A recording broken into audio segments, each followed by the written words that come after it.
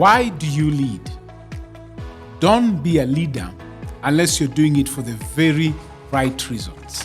Don't do it if your reasons are not good.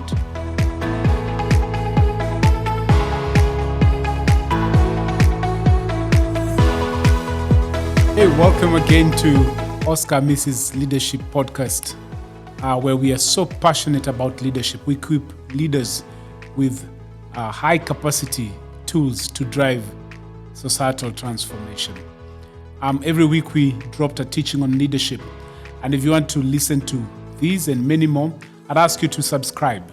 And when you subscribe, make sure that you share. Share to those that you love, those that you think this would impact and make their leadership better. And even to get more materials from and more content from what I'm teaching, I'd kindly ask you to visit Amazon and get my latest book on leadership, Seed It Out, where how great leaders become great leader makers. Last week we introduced servanthood as the best leadership model ever. That is contrary to popular culture. And we talked to us about the mentality, the pillars of every servant leader. And we introduced you the 3 pillars. We worked on the first pillar, and that's the mentality of any servant leader, how servant leaders think. We told you that servant leaders think people first and not positions. They're not so much projecting their positions, who they are in society. They demystify their position and they intentionally move out to serve people, because to them, people are so important. And people are not a means to an end. People are there to be served. You don't use people and value things, but servant leaders use things and value people. We also told you that great leaders think service first and not self-glory. It's not about them, no. The position I'm in, I have this priceless opportunity to make people's lives better, not just for my benefit, not to use them as a stepping stone to greater glory. We also said, that servant leaders think purpose first and not just results. We want to make sure that the people that we lead get to realize and understand that we value them and we care for them. That they get to know that, listen, we're not just interested in what they do, but we're also interested in who they are. So we will build their capacity. We will expose and network them. We'll make sure that we improve their lifestyles so that as the purpose of the organizations that we are serving becomes bigger and better, in the same way the people who are helping fulfill this purpose are also becoming bigger and better. That's thinking purpose first and not just results. I want to give you a second pillar of servanthood. We talked about mentality. I'm going to give you a second one, and the second one is right motives. Right motives. One of the non-negotiable pillars of any servant leader is to make sure that they've settled the question of their motive for leadership. Right motives. Listen to this. Leadership starts from a heart of seeing others become better every day. Leadership starts from a heart of wanting to see others becoming better every day. A heart that is motivated by servanthood, where your social status or position does not stop you from humbling yourself to intentionally serve those that you're leading. Leaders with this kind of right motive know that, listen, if people become better, then I've fulfilled my purpose. I want to ask you a few questions for you to settle these motive questions. Number 1, what's your motive for wanting to lead? Don't be a leader unless you're doing it for the very right reasons. Don't do it if your reasons are not good. Why do you lead? See, your goal as a leader has to convince the people you lead of 2 things, 2 very critical things. One is that I care about you, that the people around you get to understand that you care about them. Number 2, I want to help you. It is not just my win. I am here to help you. So those 2 critical things that every leader needs to make sure comes out of their leadership style and how they're treating people around them is that, number 1, I care about you. Leaders care. In fact, in the Bible, leaders are called shepherds because they care. I care about you. And then number 2, I want to help you. I want to give you 2 primary motives for leadership and service. And I got this from a book by one of the guys that I follow so much, a great leadership expert called Patrick Lencioni. You'll do yourself a favor, go buy this book. It's called Motive.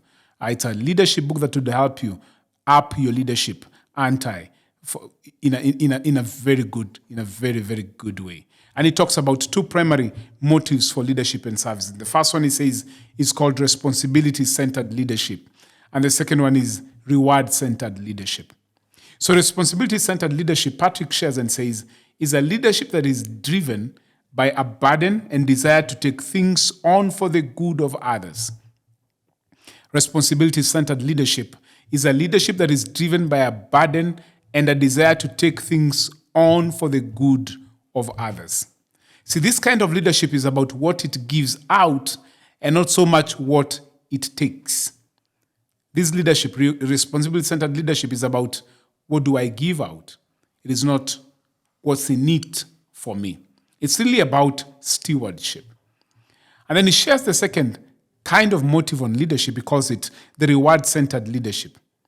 This leadership is about doing things that benefit the leader.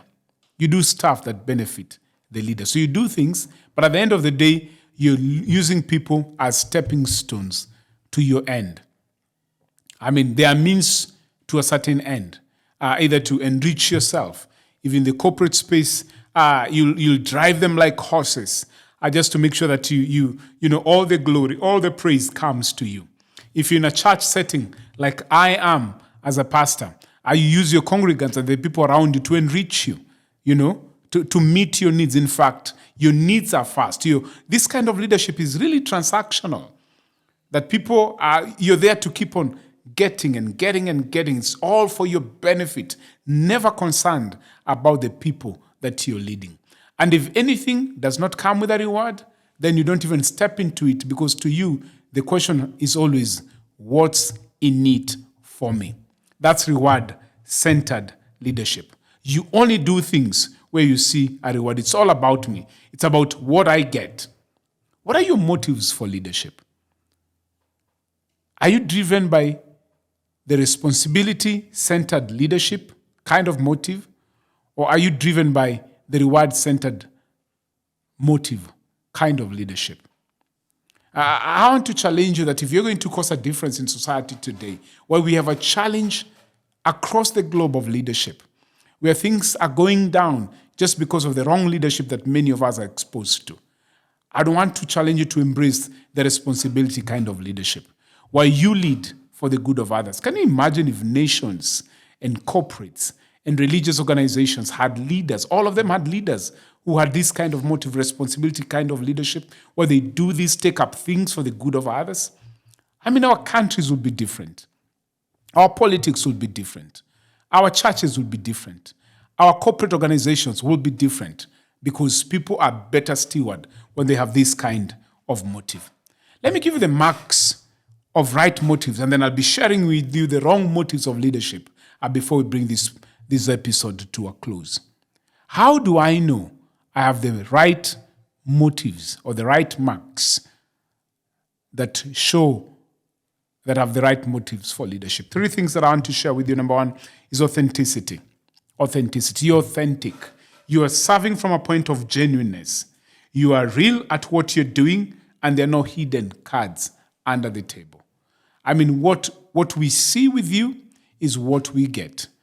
You're not one of those who's so good, flamboyant, vibrant, so caring in public, but in private, you're undercutting everybody else that is around you.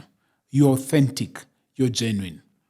See, especially in today's world, where we have a big population of the young demographic in society, they are able to sense phoniness from afar. If you're not an authentic leader, you won't be able to especially influence the younger generation, because they want people who are authentic, people who are genuine, people who, when you see them, you realize what you see is what you get. You're not that leader who they say you drink wine and you preach water. No, you are a leader who is genuine. What we see is what we get. You're authentic and you are genuine.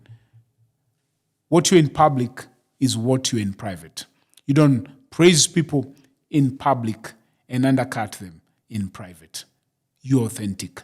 That's a mark, a good mark of right motive when it comes to leadership. Number 2 mark of right motives is selflessness. And selflessness is the realization that as a leader, you will give more than you'll ever get. Isn't that so true about leadership? And if you've been in leadership for some time, by now you realize that. Selflessness. That in leadership, you will always give more, especially if you're a true leader. You will always give more than you ever get. So you don't go out there thinking, I'm here to be served. I'm here to get. No, I am selfless as a leader because my work is to serve people. The good one, the difficult one. The easy one, the complicated ones. The ones who change, the ones who refuse to change. The ones who cooperate, and even sometimes the rebellious ones. I am selfless. That drives you. I understand that as a leader, I will always give more than I always get.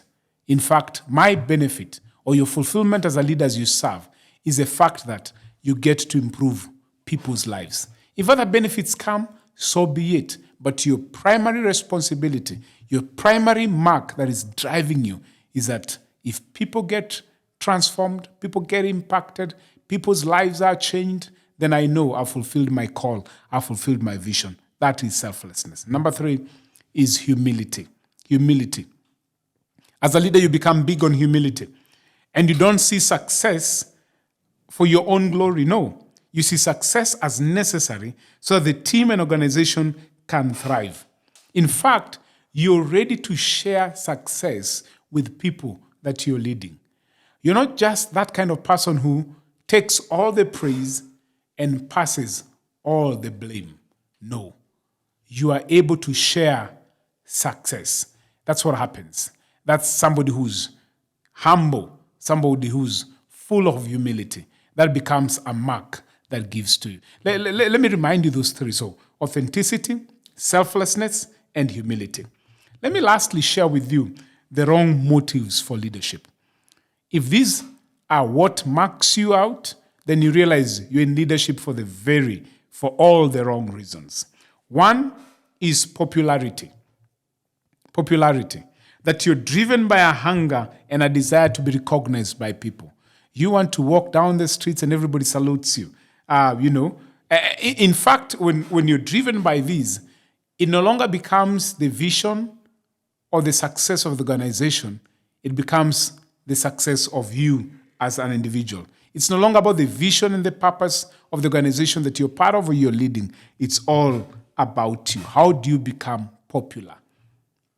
It becomes your personal brand. How do I build my brand? Not even the organization. That's a wrong mark for leadership. A wrong mark for leadership. It's not popularity. It is to make sure that the vision and the purpose of the organization thrives and is fulfilled. Number 2, pretense. Pretense. Being a pretender. Always creating an impression that in reality does not exist. In fact, this is the opposite of authenticity. You're not authentic. Like we said earlier, what they see you in public is not what you are in private. Pretense is a wrong mark or wrong motive for leadership. Number 3 is pride. Pride. Now, this is the opposite of humility. You're motivated by pride and you do things to satisfy your own ego. It is all about you. The talk is never about we, the team, but it's always about I, the leader. When things go right, you say, you know what, as a leader, I was very tactical, I was very strategic, I had foresight in my thinking, so you take all the praise. When things go wrong, you're like, the team didn't follow my instructions, they didn't do what I asked them. It's never about we, the team. It is always about I, the leader. You're full of pride, full of an ego. And leaders like that don't take correction, don't treat those that are around them well, because it is always about them.